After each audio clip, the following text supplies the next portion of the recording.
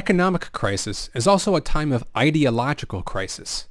It's a time when people start to reevaluate their ideas about the world, questioning some of the most basic assumptions they once had. Every capitalist crisis in history has brought about a rethinking and regrouping of mainstream economic thought. Interestingly, this rethinking has always happened within the context of some sort of radical challenge to the economic order. Marginal utility theory, which still serves the basis of modern mainstream economic theory, emerged from the Great Depression of the late 1800s as an answer to the challenge of Karl Marx's thorough critique of capitalism. Keynesianism emerged from the Great Depression of the 1930s as a response to the failures of liberal economics, the challenge of a successful Bolshevik revolution, and strong worker movements in the Western world. Neoliberalism emerged from the crisis of the 70s, both as a backlash against the failures of Keynesianism to manage crisis, and as an assault against the growth of large popular left movements like the anti-war, student, civil rights, and women's movements, and the power of entrenched labor. Remember that what an ideology is a conceptual framework with the way people deal with reality. Everyone has one. You have to exist, you need an ideology. The question is whether it is accurate or not. And what I'm saying to you is, yes, I found a flaw. I don't know how significant or permanent it is, but I've been very distressed by that fact.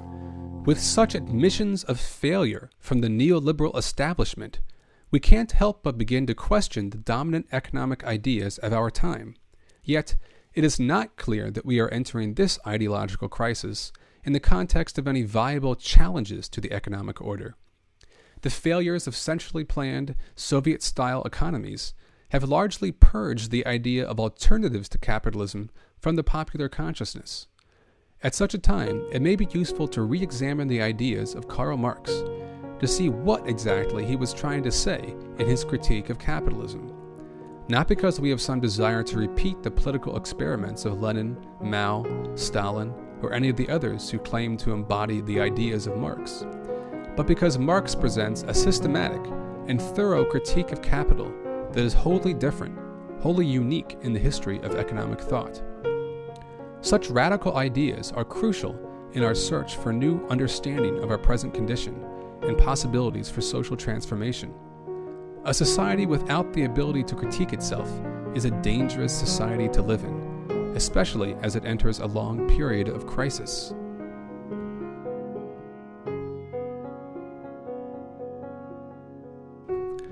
There is a crucial difference between all the great bourgeois economists and Marx. They all saw crisis as something that came from outside of capitalism, disturbing the natural equilibrium of the market. Confronted with the reality that capitalism is prone to inequality, exploitation, and crisis, that is, when it becomes apparent that there is a discontinuity between their theories and reality, bourgeois economists always blame reality for not conforming to their models. Reality has been poisoned by invading external forces, they say, in the form of state intervention, labor movements, human greed.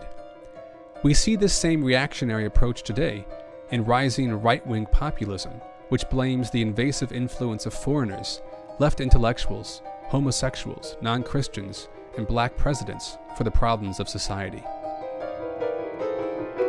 Marx takes the opposite approach. He sees the social antagonisms of capitalism as internal to the system. These social antagonisms are so basic to the system that they drag all other parts of society into their gravitational field. Bourgeois economists have always seen the market as a realm of great freedom and equality. The fact that there is so much inequality, crisis, and unfulfilled freedom in market societies is seen as an imperfection in reality, not their theory. Contrary to what some people think, Marx does not start with an analysis of these social bads and then proceed to a critique of market relations.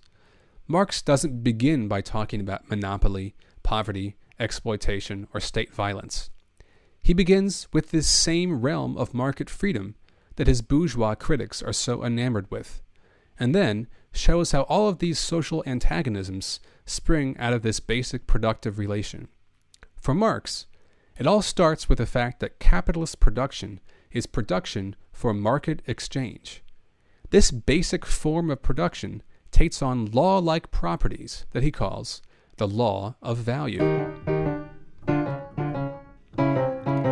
What did Marx find so interesting about capitalist societies?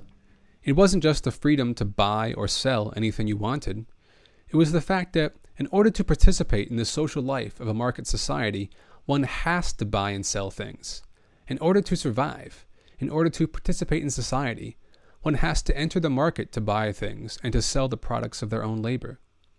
This is a distinctly different organization of society than previous societies, where working people largely supported themselves with their own labor. That is, they labored to make things for their own use.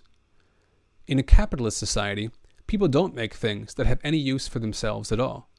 They produce things in order to exchange them.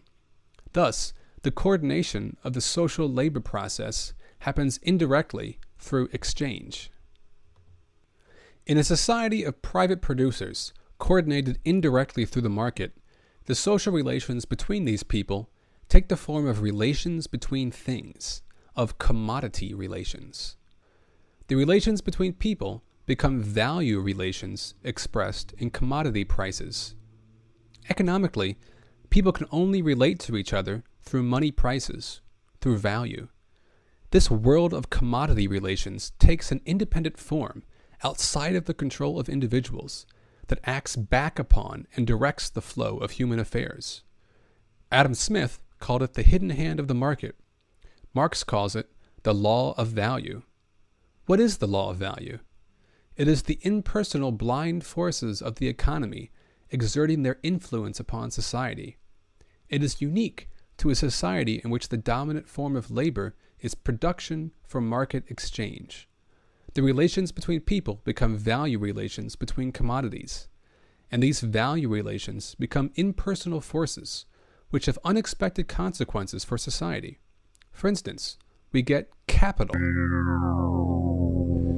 People have always used tools and other resources in their labor. These are called means of production. In a capitalist economy, means of production become capital. Tools, machines, materials, and even workers are all commodities with values. This makes it possible to buy means of production in the market and to sell the products of those means of production for a profit. That is, a person can invest money in production merely for the sake of getting more money. The pursuit of value as an end in itself becomes the dominating force in society. This is what capital is, the expansion of value for its own sake, regardless of the social cost. Capital takes the form of a class that owns the means of production, and another that must produce the profit for capital. Capital is inherently asymmetrical, great poles of wealth and poverty spreading out from it in geographical and economic space. Capital is also self-negating. Although it represents an impersonal force above society dominating the worker, it also relies on the worker to create profit for it. There is a social antagonism at its root. This social antagonism leads to periodic crisis and constant instability. All of these radical implications, and many more, are part of Marx's theory of value.